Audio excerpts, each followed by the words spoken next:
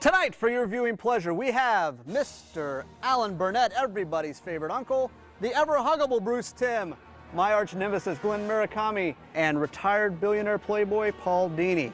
I'm Jason Hillhouse, and welcome to Inside Batman Beyond. Tonight, we're going to discuss Season 1.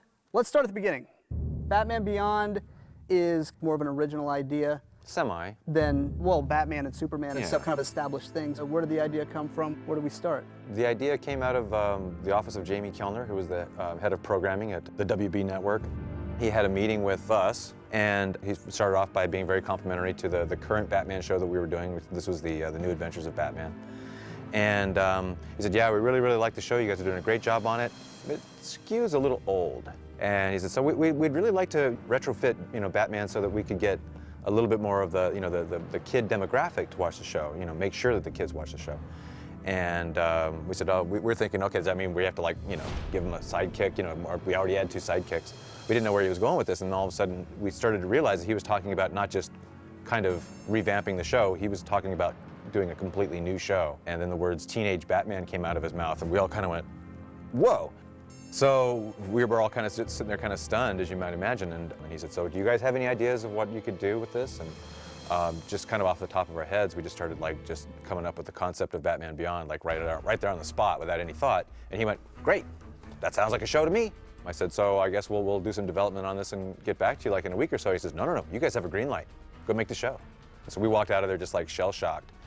And we met out in the parking lot and kind of went, what do we do? This is really bizarre. It's we love the show that we're doing. We love the classic Batman. I'm not sure we want to do this teenage Batman show. And Paul and I called each other over the weekend 3 or 4 times, just so what do you think? Is this crazy or what? It's I'm not really sure I want to do it. I think I'm going to quit. Yeah, we said that several times, Yeah. And then Monday morning I went into the office and I met with Glenn and I told Glenn the whole thing. He went, come here, come to my office. And then we went into your office and he said, close the door. He told me all the ideas, and then he pitched me the Batman Beyond idea, and he's like, what do you think of it? And I was like, let's do it. That sounds cool. That sounds cool. When do we start? So Glenn kind of talked me into it. I mean, his enthusiasm for it kind of immediately turned me around, and it's Glenn was on board with it because I knew he was going to take the lion's share of the design work because he was our art director. I figured if he was game, we'd give it a shot. And then the more we started talking about it and developing it and actually, talking about the different dynamic of the character, we actually started really, really liking the idea. And then by the time, we were, knee deep in it, we loved the show, so. Alan and I started talking about ideas, and we realized, yeah, there is something here, especially if we can make it a continuation of the show we've been doing. Let's skip ahead 40 to 50 years and see what Bruce Wayne's life is like. And that became kind of fascinating from a writer's point of view because we were able to use the seeds we had planted in the original series and see how Bruce's life had progressed. Had he cleaned up crime in Gotham City? Not really. What had his struggle against crime brought him? He was a lonely old man living in a giant mausoleum with a dog as his only companion. So it's sad that that's what his vision brought him to, but you bring in this new character, Terry McGinnis, and suddenly that is like a shot of life for this guy. And that makes him seem like a heroic and a noble character that Terry is able to bring him out as a hero again. Do you remember the original title? I may have said that. Remember the the working title for a little while? We had to find something else. We knew we did, but... Batman Tomorrow, right? Yeah. No, Oh, well, even before that. What? We were calling it the Tomorrow Night. Oh, the Tomorrow Night. Right. Thank God.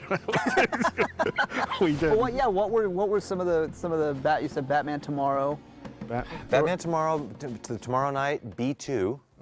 I don't remember Was it that. with a little squared B squared kind of thing? I don't even know. It was Batman Tomorrow for a long time. For a long time. It was on all my, I think, development artwork. Yeah, I wrote Batman Tomorrow on it. So. And then somebody eventually realized, you know what, that's going to be really hard to do promotional interstitials tomorrow on Batman Tomorrow. I mean, That's what it was, tonight yeah. on, wait. Yeah. Batman Beyond's a better title anyway. Yeah. It was a great title. Whose idea was that? I think that was mine. I think it was me. Yes, take it. I remember there were four titles that were in contention in the end. Maybe it was both of ours. It could be. All I remember is that we I'll all let you have that one. we Arm all wrestle. gravitated to that Arm one. wrestle. Winner gets it. I just have a feeling that was mine. I don't know why. This really was kind of committing to saying this is a real Oh yeah, this is continuity. a definite continuity commitment because yeah, once you show Bruce Wayne, in his 80s, anytime you go back and show him again in his younger days, you kind of know, where it's going. So Bruce said, like, well, it won't wreck what we've already started. You know, it wasn't gonna conflict with the continuity we already started.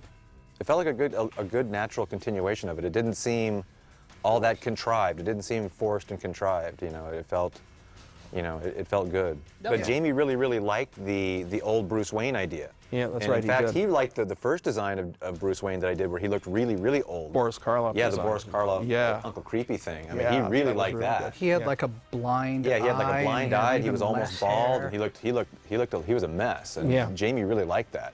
And I remember afterwards we had a meeting. We had kind of a summit meeting where somebody mentioned the possibility of killing off Bruce Wayne, and that's when I slammed my fist on the table and said, "I will never kill off Bruce Wayne." It had to have been liberating to kind of have some of the contemporary shackles kind of lifted. Like literally now you can do anything. Well, yes and no. I mean, we didn't want to make it so futuristic that it was unrelatable. We didn't want it to look like Star Wars or Flash Gordon. We didn't Right. want people to have transporters and, jets and stuff.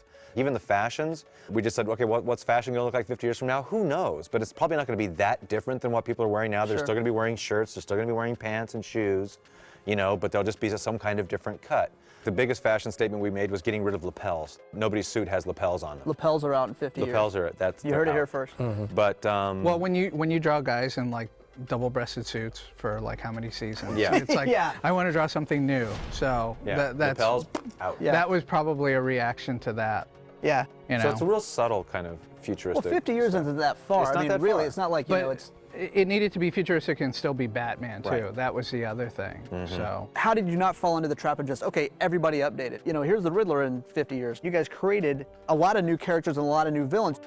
We wanted to avoid that easy trap of just having, Poison Ivy Beyond and Two-Face Beyond, and Right. we wanted to have all new villains. And we did, Bane showed up, but he was really old and kind of Mr. sitting in a Freeze wheelchair. also. And Mr. Freeze, we couldn't resist because we love Mr. Freeze. But other than that, it was just kind of like, nope, let's not do the Joker and let's not do all that other stuff, because it was just. I think in the beginning we did have like, kind of a Riddler type and a Clayface type, but I think we just said, no, don't do try to that. send No, some of don't them do out. that. Yeah. When we started Batman a decade and a half ago, that turned out to be a 6 to 14-year-old show. Mm-hmm. And we never quite shook off the 14-year-olds No. as we kept going through, even on It's the way to hard. It's very hard. Well, when you deal with a character that has a long history in comics and movies and television, he's going to have fans at of all age groups. And I think even if you're doing a show ostensibly for kids, and you're doing the show well and you're engaging the audience, other people are going to watch simply because they know the character from their own childhood and they want to catch up with it. I mean, We try not to make the show, so Gory. extremely gory or extremely dark that kids aren't going to be interested in it and parents are going to freak out about it. But when we make the shows, we're kind of writing the shows that we would have liked to have seen when we were, 10. Yeah. It's like literally when I was a kid, I would have died to watch a show like Batman Beyond. That would have been like, heaven. There's a villain that came from my 10-year-old brain. What? There's a show, we did a show called Untouchable, was that it? Untouchable. Untouchable, about a guy who had this repeller suit. Right? That's from a 10-year-old brain. That Yeah. particular Which one. character is Neat. that? We never named him. We never named him in the thing. Wait, cut to picture of him now. Yeah. That's what he looked like. Yeah, Oh, that's there a he cool is. design. It looked really great. So we just try to make the best show that we can, and we're we're all geeks and we're all kind of kids at heart still. So we figure if we like the show, the kids are gonna like it too. I would say that it's been a successful start, and I thank you for your time this evening. Certainly. We'll talk to you later. Enjoy. Go watch the shows. See ya.